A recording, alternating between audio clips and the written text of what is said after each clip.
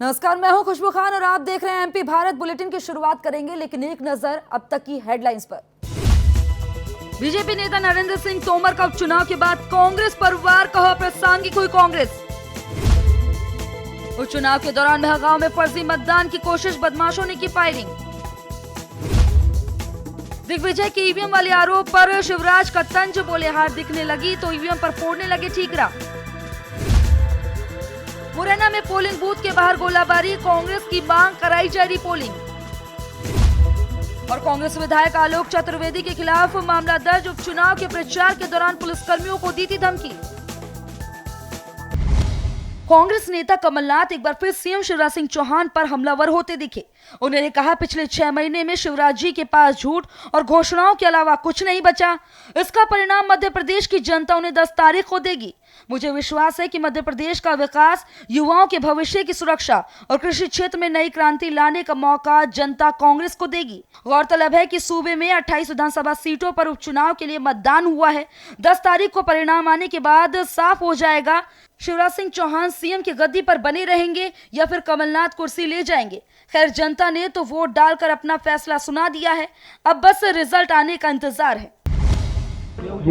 मध्य प्रदेश के मतदाता सीधे साधे हैं, सरल स्वभाव के हैं, भोले भाले हैं, पर मूर्ख नहीं हैं। और जिस प्रकार उनके साथ 15 साल धोखा हुआ, जिस प्रकार उनके साथ 8 महीना मध्य प्रदेश के भविष्य के साथ खिलवाड़ किया गया, सौदे की सरकार बना के, बिकाऊ सरकार बना के, ये मध्य प्रदेश के मतदाता और खास 28 सीटों के मतदाता कभी स्वीकार नहीं करेंगे। दिखता झूठ बोलने शिवराज जी। प्रदेश के 28 विधानसभा सीटों पर उपचुनाव को लेकर सीएम शिवराज सिंह चौहान और पूर्व मुख्यमंत्री दिग्विजय सिंह आमने सामने आ गए हैं। दिग्विजय सिंह के ईवीएम वाले बयान को लेकर सीएम शिवराज सिंह चौहान ने पलटवार किया है। उन्होंने कहा है कि कांग्रेस ईवीएम पर सवाल खड़े करने का बहाना लेकर पहले ही हार की भूमिका बनाने लगी है। यही ईवीएम 2018 के चुनावों में थी, जिसमें कांग्रेस को 114 सीटें मिली। तब ईवीएम ठीक थी। गौरतलब है कि कांग्रेस के वरिष्ठ नेता दिग्विजय सिंह ने कहा था कि ईवीएम में चिप होती है और वो हैक हो सकती है। अब दिग्विजय जी ईवीएम पे सवाल उठा रहे हैं। यही ईवीएम थी जिसमें से 2018 में 114 सीटें कांग्रेस को मिली थी, तब ईवीएम अच्छी थी। और अब जब उनको लग रहा है कि बुरी तरह पराजित हो रहे हैं, तो सारा दोष ईवीएम पे मढ़ दो और खुद छुट्टी पा जाओ। इंदौर में जीआरपी ने प्लेटफॉर्म पर गुजर बसर करने वाले अक्षम तबके के बच्चों के लिए एक अनोखी पहल की है। दरअसल जीआरपी ने एक एनजीओ के साथ मिलकर इन बच्चों को पढ़ाने का जिम्मा उठा लिया है।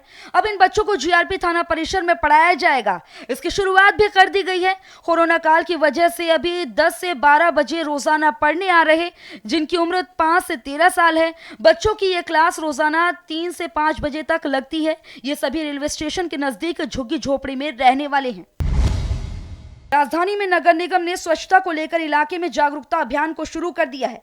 इस अभियान के मुताबिक अब लोगों को अपने घरों में 4 तरह के डस्टबिन रखने होंगे, जिसमें सूखा कचरा, गीला कचरा, घरेलू जैविक अपशिष्ट, घरेलू हानिकारक कचरों के अलग अलग डस्टबिन रखने होंगे।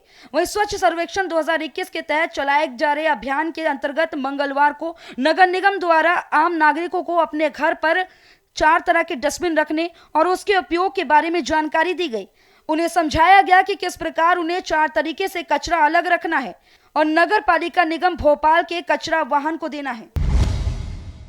आज सुहागिनों का त्योहार करवा चौथ मनाया जा रहा है। आज सुहागिनों ने अपने पति की लंबी उम्र के लिए व्रत रखा है। चंद्रोदय के बाद सुहागिनें पूरे श्रृंगार के साथ पूजा की विशेष थाली से अपने सुहाग की आरती करेंगी। इसको लेकर तैयारियां जोरों पर हैं। महिलाएं पिछले कई दिनों से खरीदारी भी कर रही हैं। करवा चौथ पर भगवान गणेश की विशेष पूजा का महत्व है। इस दिन पुराण प्रसिद्ध चिंतामन गणेश मंदिर में भगवान का चांदी के वर्क से चोला श्रृंगार किया जाता है। मंदिर में दिन भर भक्तों की भीड़ लगी रहती है, तो वहीं मंदिर प्रबंधन की ओर से पूरी तैयारियां कर ली गई हैं।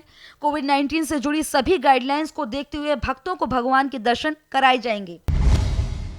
एक कहावत है कि पन्ना की धरा किसी को भी रंग से राजा बना देती है।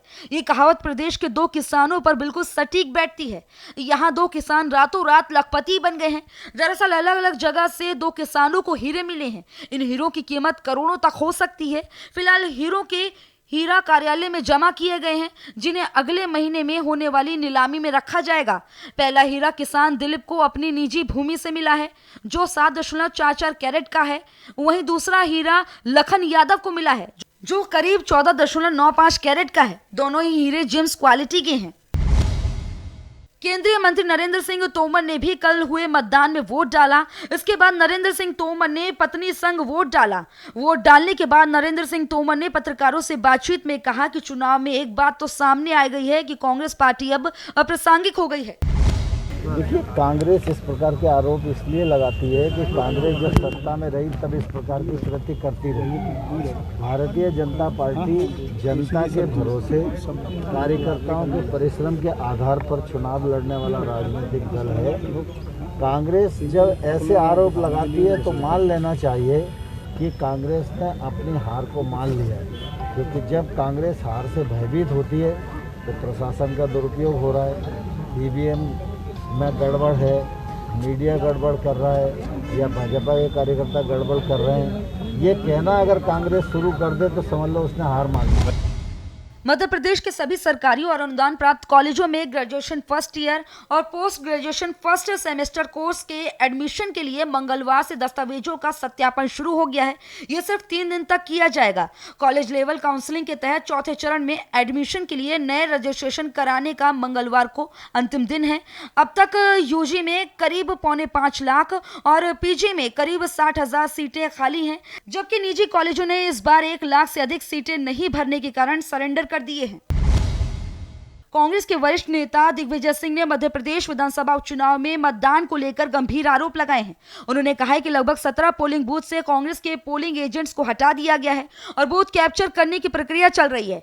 हम वहां दोबारा मतदान की मांग करते हैं। उन्होंने ये भी कहा है कि सब इंस्पेक्टर रविंद्र शर्मा बरौनी थाना जिला दतिया, जो माननीय गृह मंत्री जी का भांजा दामाद है, वो खुलेआम अपने साथ दूसरी गाड़ी में गुंडा प्रवृत्ति के लोगों को लेकर घूम रहा है और जबरदस्ती वोट डलवा रहा है। उसकी शिकायत हमने माननीय चुनाव आयोग को की है और इससे पहले दिग्विजय सिंह ने ईवीएम को लेकर सवाल उठाए थे। उन्होंने कहा था कि ईवीएम में चिप होती है और वो हैक हो सकती है। इसी के साथ इस बुलेटिन में इतना ही। प्रदेश की तमाम बड़ी खबरों के लिए देखते रहिए MP भारत। नमस्कार।